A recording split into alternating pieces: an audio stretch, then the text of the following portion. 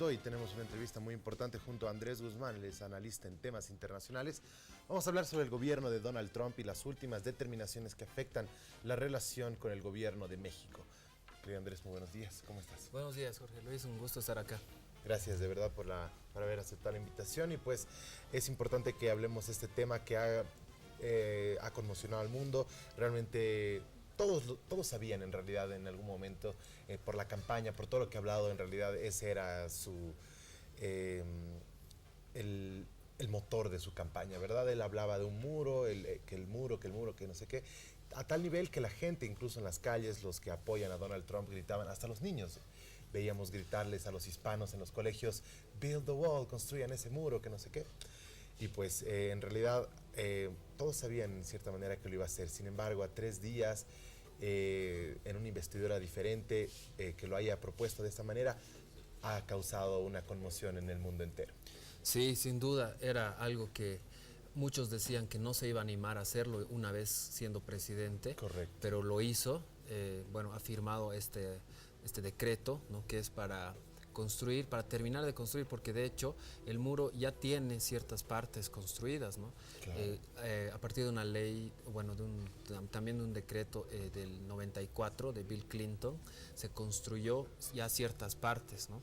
Eso fue aprobado por el Congreso en su momento, que es más o menos un 30% de lo que es el total de la frontera. Ahora resta, todavía se puede construir un poco más en razón de esa disposición del 94, que fue además impulsada por Bush en el 2003, y el restante sí tiene que ser aprobado por el Congreso nuevamente, es decir que es casi la mitad lo que se puede hacer en base a lo que ya hay, y la otra mitad tiene que ser aprobada necesariamente por el Congreso. Entonces puede ser que ahí se frene, ¿no? Puede ser que no llegue realmente a construirse todo, pero gran parte ya está en camino, y además las dimensiones del muro han aumentado, ¿no? Antes eran 7 metros de altura, ahora son 17 metros de altura, son más del doble. Sí, 4.5 metros de profundidad y 30 centímetros de grosor. Entonces obviamente estamos hablando de una construcción muy importante que va a costar millones de dólares, según Trump 8.000 millones, pero según otros analistas más de 20.000 millones. Sí, así es. ¿No? Entonces obviamente es algo muy importante, y lo que es también el punto de controversia es quién va a pagar, ¿no? México obviamente ha dicho que no va a pagar porque es algo que ellos no quieren hacer, y Trump asegura que México va a pagar el 100%. Entonces, bueno, ahí hay un problema, hay una controversia que vamos a ver cómo se resuelve. Ojalá que de manera pacífica, ojalá que realmente haya un entendimiento y que pueda bajarse un poco los ánimos que ahora están bastante caldeados. Sin duda. Ahora, hay ciertos temas. Primero, que estamos hablando de una frontera que mide más de 3.000 kilómetros. Sí.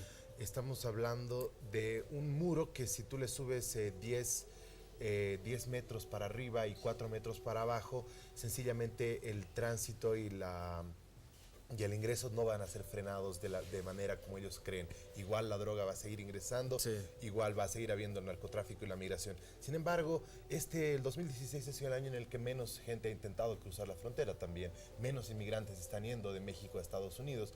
Es decir, es una coyuntura en la que él ha avivado los humos con la misma sociedad, con sus mismos votantes, en el sentido en el que se tendría una inmigración bastante importante. Sin embargo, no es así. Los datos reales reflejan que no es tanta que en realidad han reducido y van reduciendo los números con el pasar de los años. Sí, Trump maneja siempre un discurso en el cual exagera un poco las cosas, ¿no? De hecho, también lo ha hecho con la criminalidad, por ejemplo, en Estados Unidos. Claro. Él ha dicho que han muerto más que nunca el año pasado, lo cual no es cierto.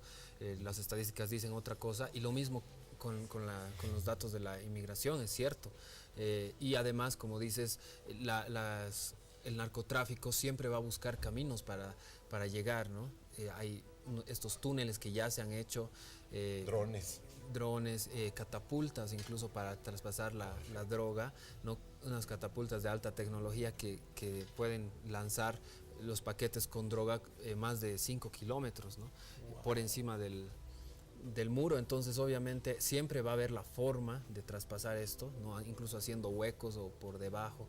Entonces va a ser difícil de contener, no es la mejor manera, obviamente la política es demasiado agresiva, demasiado inhumana, ¿no? Porque además estamos hablando de una transgresión a los derechos humanos, porque según la declaración de los derechos humanos, todos los seres humanos tenemos derecho a transitar y a establecernos donde deseamos, que queramos, ¿no?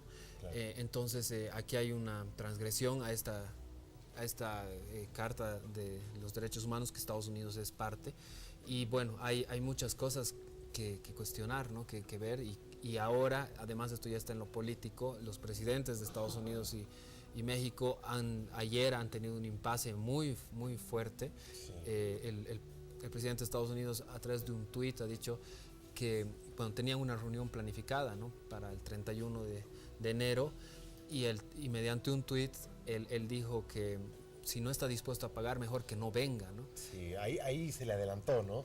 Sí. Ahí se le adelantó Peña Nieto, porque Peña Nieto hubiera podido cancelar su reunión el momento o el día o horas después del anuncio del muro. Sin embargo, ahí se hizo ganar con Trump, porque a la tarde, ya después de que Trump le había dicho que no venga, él habría cancelado la reunión, perdiendo mucho políticamente. Ha perdido mucho terreno Peña Nieto. Los mexicanos no se sienten para nada representados, por lo menos en su mayoría, sí, por Enrique Peña Nieto, quien ha estado haciendo un papel muy malo. Ahora con el tema del gasolinazo también le viene muy duro. Pero aparte, con haberlo invitado a su país antes de ser presidente. Sí, eso fue mal visto, ¿no? Porque bueno, todos esperaban, incluso yo esperaba, a que lo llame, lo invite para decirle algo, ¿no? En su cara, algo duro de frente, claro, ¿no? No le diga a los mexicanos que son criminales ni violadores, porque no lo somos. No sé, algo que realmente lo deje mal, ¿no? Pero ha sido más bien una reunión en la que se los vio muy contentos, ¿no? Dándose la mano. Entonces eso no fue una buena señal, primero, y ahora viene esto, ¿no? Es decir, Peña Nieto ha tratado de manejarlo de la manera más diplomática y conciliadora, ¿no? Correcto. Tratando de entenderse, tratando de ser amigo. No puede entenderle. Claro. Donald Trump es otro tipo de persona, no tiene una diplomacia. No te puedes tratar de ser amigo con alguien que te está insultando, ¿no? Y además es tan agresivo y tiene este perfil, ¿no? Que provoca, insulta y así maneja siempre sus relaciones interpersonales. Correcto. En sus negocios ha sido así, ahora obviamente como presidente es su perfil, es su característica, y hay que también saber manejar. Obviamente es muy difícil, realmente uno no sabe cómo también puede actuar porque es un presidente, finalmente. Porque es un presidente, y porque además México depende mucho de Estados Unidos, ¿no? en el comercio. Estados Unidos también tiene una dependencia, es el segundo país al que que importa. Es cierto, sí, pero Estados Unidos naturalmente que puede de alguna manera ser más independiente de lo que es México, ¿no?